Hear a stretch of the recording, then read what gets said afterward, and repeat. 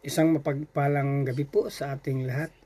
Ang aking babasahin ngayon ay makikita sa unang mga hari, Kapitulo 18, versikulo 1 hanggang 7. Ito po ang sinasabi. 3 taon nang walang ulan, isang araw sinabi ng Panginoon kay Elias, "Humayo ka at magpagkita kay Ahab dahil paulanin ko na." Kaya pumunta si Elias kay Ahab. Malupa ang tagutom sa Samaria, kaya pinatawag ni Ahab si Obadjas na siyang namahala sa palasyo niya. Si Obadjas ay lubos na gumagalang sa Panginoon. Nang pinapatay ni Jezebel ang mga propeta ng Panginoon, itinago ni Obadjas ang 100 propeta sa 2 kuweba, 50 bawat kuweba, at binigyan niya sila ng pagkain at tubig doon. Sinabi ni Ahab kay Obadjas, "Puntahan natin lahat ng bukal at lambak sa ating bansa, baka sakali magkakita tayo ng mga damo para sa ating mga kabayo at mga mula, para hindi natin sila kailangang katayin." Kaya naghati sila ng lugar kung saan sila pupunta. Agad silang pumunta sa kanilang direksyon. Habang naglalakad si Obadjas, nakasalubong niya si Elias. Nakikilala niya si Elias, kaya yumukod siya bilang paggalang at sinabi, "Kayo po ba yan, Ginoong Elias?" Yun lang po. Maraming salamat. Purihin ang Panginoon. God bless. Isang magandang gabi po sa ating lahat. Ang aking pong ihayag ngayong gabi ay mababasa sa unang mga hari, chapter 18, verses 8 to 14. Ako nga, sagot naman ito, pumunta ka sa iyong Panginoong si Ahab at sabihin mong narito ako. Ganito naman ang sagot ni Obadias, ano pong kasalanan ang nagawa ko sa inyo at gusto ninyo akong mapatay ni Ahab? Saksi si Yahweh ang iyong buhay na Diyos, hinahanap kayo ni Haring Ahab sa bawat bansa sa daigdig. At kapag may nagsabing wala kayo roon, ayaw niyang maniwala hanggat hindi sila nanunumpa na kayo talagang hindi nila nakita. At ngayon pinapunta ninyo ako sa kanya para sabihin nga rito kayo. Ano ngayon ang mangyayari? Sa sandaling ako'y umalis upang sabihin kay Ahab na narito kayo, ay dadalhin naman kayo ng Espiritu ni Yahweh sa lugar na hindi ko alam, at kapag hindi nila kayo nakita, ako ang kanyang papatayin. Maawa kayo sa akin sapagkat ako po naman ay may takot kay Yahweh mula pa sa pagkabata. Hindi po ba ninyo nabalitaan na may 100 propeta ni Yahweh ang aking iniligtas noong sila'y gustong patayin ni Jezebel? Itinago ko sila sa isang yungip, tig-50 bawat pangkat, at dinalhan ko sila roon ng pagkain at tubig. At ngayon, pinapumunta ninyo ako kay Ahab upang sabing narito kayo, tiyak na papatayan niya ako. Yun lamang po, lagi magpasalamat sa Diyos at magpuri. Amen. Isang pagpalang gabi po sa ating lahat. Ang aking pambabasahin ngayon ay mula sa Libro ng Unang Hari, chapter 18, verses 15 to 20. Sinabi ni Elias, "Sumusumpa ako sa buhay na Panginoon, makapangyarihan, na aking pinaglilingkuran, na makikipagkita ako kay Ahab sa araw na ito." Kaya pumunta si Obadias kay Ahab at sinabi sa kanya na naroroon si Elias. At lumakad si Ahab para makipagkita kay Elias. Na makita ni Ahab si Elias, sinabi niya, "Ikaw ba talaga iyan ang nanggugulo sa Israel?" Sumagot si Elias, "Hindi ako ang nanggugulo sa Israel, kundi ikaw at ang pamilya ng iyong ama. Dahil itinakwil ninyo ang mga utos ng Panginoon at sinamba ninyo ang mga Diyos-Diyosang si Baal. Ngayon, tipunin mo ang lahat ng mamamayan ng Israel para samahan nila ako sa bundok ng Carmel. At papuntahin mo ang 450 propeta ni Baal at ang 400 propeta ni Asherah, na pinapakain ni Jezebel." Kaya tinipon ni Ahab ang lahat ng mamamayang Israelita at ang mga propeta sa bundok ng Carmel. Amen. God bless po. Magandang gabi po sa ating lahat. Ang babasahin ko po ngayon ay mula po sa Book of 1 Kings chapter 18 verse 21 to 26. Lumapit si Elias sa mga tao at sinabi, "Hanggang kailan pa ba kayo mag-aalinlangan? Kung ang Panginoon ang totoong Diyos, sundin ninyo siya. Pero kung si Baal ang totoong Diyos, sundin ninyo ito." Pero hindi sumagot ang mga tao. Sinabing muli ni Elias sa kanila, "Ako na lang ang natitira sa mga propeta ng Panginoon. Pero si Baal ay may 450 propeta. Ngayon, dalhan ninyo kami ng 2 toro." Pagkatapos, pumili ang mga propeta ni Baal ng kanilang kakatayin at ilagay ito sa ibabaw ng gatong. pero hindi ito sisindihan. Ganon din ang gagawin ko sa isang toro. Ilalagay ko rin ito sa ibabaw ng gatong at hindi ko rin ito sisindihan. Pagkatapos, manalangin kayo sa inyong Diyos at mananalangin din ako sa Panginoon. Ang sasagot sa pamamagitan ng apoy ang siyang totoong Diyos at sumang-ayon ang mga tao. Sinabi ni Elias sa mga propeta ni Baal, "Kayo ang mauna dahil marami kayo. Mamili kayo ng isang toro at ihanda ninyo. Manalangin na kayo sa inyong Diyos, pero wag ninyong sisindihan ang gatong." Kaya kinuha ng mga propeta ni Baal ang toro na dinala sa kanila at inihanda ito. Pagkatapos nanalangin sila kay Baal mula umaga hanggang tanghali, sumigaw sila, "O Baal, sagutin mo kami." Sumayaw-sayaw pa sila sa paligid ng altar na ginawa nila, pero walang sumagot. Amen. God bless po. Magandang gabi po sa ating lahat. Ang aking isi-share sa gabing ito ay makikita sa Unang Hari, Kapitulo 18, versikulo 27 hanggang 32. Ito po ay kay Miraflor Sarte. Ito po ang nakasaad ng tanghaling tapat na ininsulto na sila ni Elias. Sabi niya, "Sige, lakasan niyo pa ang pagsigaw. Diyos naman siya. Baka nagbulay-bulay lang siya o nagpapahinga o may pinuntahan o nakatulog at kailangan gisingin." Kaya sumigaw pa sila ng malakas at sinugatan ang mga katawan nila ng sibat at espada ayon sa kinagulian nila hanggang sa dubanak ang dugo. Lumipas ang tanghali, tuloy-tuloy pa rin pagsigaw nila hanggang lumampas ng takdang oras ng paghandog, pero wala pa rin sumagot sa kanila. Nang nagsalita silis ng tao, "Lumapit kayo sa akin," at nagsilapit ng mga tao sa kanya. Inayos niya ang altar ng Panginoon na nagiba. Kumuha siya ng 12 bato na sumisimbolo ng 12 lahi ng mga anak ni Jacob, ang tao na pinangalanan ng Panginoon na Israel. Ginawa niyang altar ang mga bato para sa Panginoon at ginawa ng kanal ang paligid ng altar. Ang kanal kayang maglagay ng 3 galong butil. Ilan po, maraming salamat. Purihin ang Panginoon. God bless. Yan, hello. Sa pagpapatuloy po, ang aking Bible verse ay from 1 Kings chapter 18 verses 33 to 39. Verse 33. Isinalansan niya ang mga kahoy, kinatay ang toro at ipinatong sa kahoy. Pagkatapos sinabi niya, "Kumuha kayo ng 4 na bangang tubig at ibuhos sa handog at sa kahoy." Ganoon nga ang ginawa nila. "Buhusan pa ninyo," sabi ni Elias, at binuhusan nila. Isa pang buhos, utos ni Elias. 3 beses nga nilang binuhusan ang handog hanggang sa umagos ang tubig sa paligid ng altar at umapaw sa kanal. Verse 36. Nang ikatlo na ng hapon na siyang oras ng paghahandog, tumayo si Elias sa harap ng altar at nanalangin. "Yahweh, Diyos ni na Abraham, Isaac at Jacob, patunayan po ninyo ngayon na talagang kayo ang Diyos ng Israel at ako ay inyong lingkod at ginawa ko ang lahat ng ito sapagkat ito ang inyong utos. Pakinggan po ninyo ako, Yahweh, upang malaman ng bayang ito na kayo lang ang Diyos at nais ninyo silang magbalik loob." Verse 38. Noon din nagpababa ng apoy si Yahweh at tinupok ang handog, ang kahoy at ang mga bato at lupa sa paligid, pati ang tubig sa kanal ay natuyo.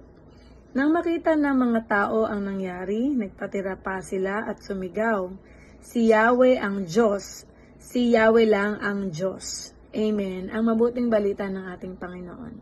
Ano ba ang pwede nating maisip dito? Di ba to siya parang showdown to, di ba, ng dalawang pangkat, no, na kasi gustong patunayan ni Elias na si Yahweh lang ang Diyos, di ba? So dito kasi di ba nakita naman natin yung mga naniniwala kay Baal simula umaga, tinanghali, at nung hapon na nga, di ba? Tinawag na sila ni Elias. Dahil nga talagang lahat ginawa na nila para tugunin sila ng Diyos-Diyosan nila na si Baal na para pag-apuyin yung handog nila, no? Kasi yun ang challenge na dapat pag-apuyin yung handog. Pero walang Baal na sumagot sa kanilang mga panalangin, 'di ba? Kaya tinawag sila ni Elias. Sinabihan na sila ni Elias na lumapit kayo sa akin. Tapos ayun naman na nagsilapit sila, and then nag-start na si Elias na ayusin, no, mag-ready na para sa kanyang handog naman para kay Yahweh. And ayun nga ang nangyari, 'di ba? Nanalangin siya na patunayan ng Diyos na siya ang Diyos at si Elias ang kanyang lingkod. At si Yahweh lamang ang nag-iisang Diyos ng mga Israelita, no? Dito makikita natin na isa sa paghahanda na ginawa niya ay yung pag pinakuha niya ng 4 na bangang tubig, no, yung mga tao. Bakit? Na kailangan bubuhusan yung handog ng tubig, pati yung kahoy. 'Di ba?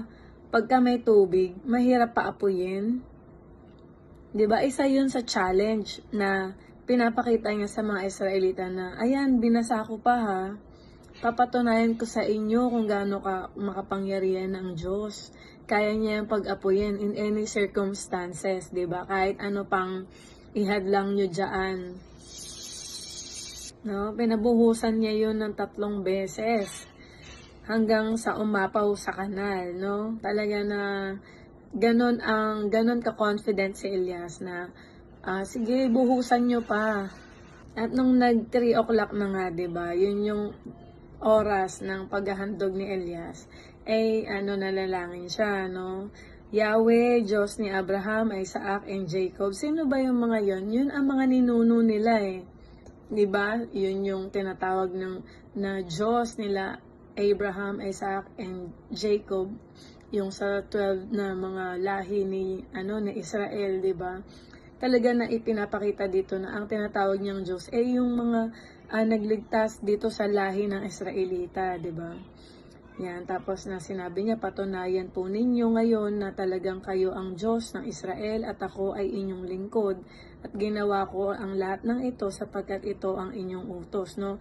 Dito naman pinapakita ni Elias, no, na hindi sa kanyang kakayanan yon kundi sa Diyos, 'di ba? Na sinasabi niya na inutos mo lang to sa akin. So very makapangyarihan, sobrang makapangyarihan yung dasal na ikaw ito, Yahweh, ikaw ang nag-utos sa akin ito, sana ay pangyarihin mo, no? Yan. And then ang nangyari, 'di ba? Pinakinggan ng Diyos yung kanyang panalangin at agad, 'di ba? Makikita natin ito na noon din nagpababa ng apoy si Yahweh at tinupok ang handog, ang kahoy, ang mga bato at lupa sa paligid, pati ang tubig sa kanal ay natuyo. Amen, no? Mayroon bang humadlang sa pagpapaapoy ng handog? Ultimo pati tubig daw sa kanal natuyo. Amen, 'di ba? Talagang dito pinapakita ng Diyos kung gaano siya kamakapangyarihan, 'di ba? Na siya ang Diyos, nag-iisang Diyos, walang iba. Nakita naman nila na kung paano sila nagmakaawa kay Baal, 'di ba? Na nagsasayaw pa sila, niniwaan pa nila yung mga katawan nila, no? At naging duguan pa sila, pero walang sumagot sa kanilang dasal dahil walang Baal. Walang Baal, there's no other God. Si Yahweh lang, no? Ang Diyos ng Israel, ang Diyos ni Abraham, Isaac, and Jacob. At ganun nga po ang nangyari, 'di ba? Dahil sinabi dito sa verse 39 na nung makita nila ang nangyari, 'di ba? Sila ay nagpatira pa, sumigaw, 'di ba? Si Yahweh ang Diyos. Si Yahweh lang ang Diyos. Amen, no? Kailangan pa ni Yahweh patunayan sa kanila kung sino siya, paulit-ulit. 'Di ba? Para lang na ma-realize nila ulit ngayon na si Yahweh pala ang Diyos nilang totoo. Sa buhay natin ngayon, no, marami na ring beses na pinatunayan ng Diyos yan sa atin. Pero pagka sa time na malilibang tayo sa ibang bagay, nakakalimutan natin yun, no? Tapos kailangan pa ulit patunayan ng Diyos na siya ang Diyos, siya ang kailangan mo, Siya ang kailangan natin sa buhay natin. Pagka may mga problema tayo, nakakalimutan natin na magdasal, no, manalangin kay Yahweh na ikaw ang Diyos ko, 'di ba? Na ikaw ang kung may mga pinagdadaanan man akong problema, ikaw ang kasama ko dito. 'Di ba? Yung mga ganyan, talaga rin naman na napakabuti ng Diyos, 'di ba? Na kahit nasa katigasan ng ulo natin, sa kabila ng mga kasalanan natin, patuloy pa rin siya na nagpapadala ng mga instrumento para na ipaalala sa atin na ako ang Diyos, sa akin ka dapat lumapit, ako ang kailangan mo. Yun lamang po. To God be the glory, God bless us. So muli po, isang mapagpalang araw muli sa ating lahat. At tayo po ay nasa 1 Kings chapter 18. At ating pong basahin ang 40 to 46. So sabi po dito, inutos ni Elias, hulihin ninyo ang mga propeta ni Baal. Huwag ninyong hayaang may makatakas sa kanila. Hinuli nga sila ng mga mamayan at dinala ni Elias sa batis ng Kison at pinagpapatay doon. At sinabi ni Elias kay Ahab, lumakad ka na, maaari ka nang kumain at uminom. Narinig ko na ang pagbuhos ng ulan. Samantalang si Ahab ay kumakain at uminom, umakyat si Elias sa tuktok ng bundok ng Carmel at sumubsob sa lupa. Sinabi niya sa kanyang utusan, umakyat ka at tanawin mo ang dagat. Umakyat niya ang utusan at tumanaw sa dagat. Wala pa ako nakitan anuman wika ng utusan. 7 beses mong gawin ang mga sinabi ko, utos ni Elias. Sa ikapitong pagtanaw, napasigaw ang utusan. May nakikita pa akong ulap kasing laki ng palad na tumataas mula sa dagat. Magmadali ka, sabi ni Elias. Sabihin mo kay Ahab na ihanda ang kanyang karwahe at umuwi na agad. Baka siya'y hindi makalis dahil sa ulan. Hindi nagtagal at nagdilim ang langit sa kapal ng ulap. Lumakas ang hangin at biglang bumuhos ang malakas na ulan. Sumakay si Ahab sa karwahe at nagmamadaling nagtungo sa Jezreel.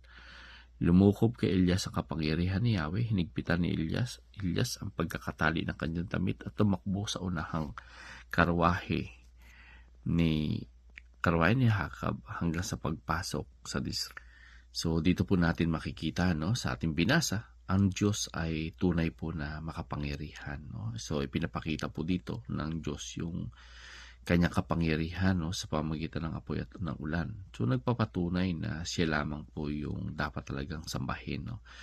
Kaya dapat nating ipagkaloob yung pagtitiwala doon sa kanya sapagkat siya po ay tunay na Diyos, hindi po huwad na Diyos, no? Dito rin po natin makikita na yung pananampalataya ay kailangan po talaga ng pagtsatsaga kasi dito natin napakita at nabasa, no, paulit-ulit na ipinadala ni Elias yung kanyang lingkod upang tingnan yung kalangitan pero bago lumitaw yung ulap na dito na nakita natin yung ginawa ni Elias. Patuloy siyang nanalangin, naghihintay sa takdang oras ng Diyos. So ano po yung mga mali din na dapat itama dito sa ating binasa? So dito makikita natin, no, yung pinakusa ni Elias yung mga bulaang propeta, no, upang linisin yung bayan mula sa kasalanan. So sa ating buhay, dapat tayo maging matapang, no, sa pagtindig ng katotohanan at iwaksi anumang hindi kalugod-lugod sa Diyos. So dito makikita din natin yung Diyos ay tapat sa kanyang mga pangako. Sinabi ni Elias na darating ang ulan at ito nga ay nangyari, no. So dito natin makikita na ang Diyos ay talagang tumutupad sa kanyang pangako. Kaya dapat tayo magtiwala sa kanya sa anumang sitwasyon at kalagayan ng ating buhay.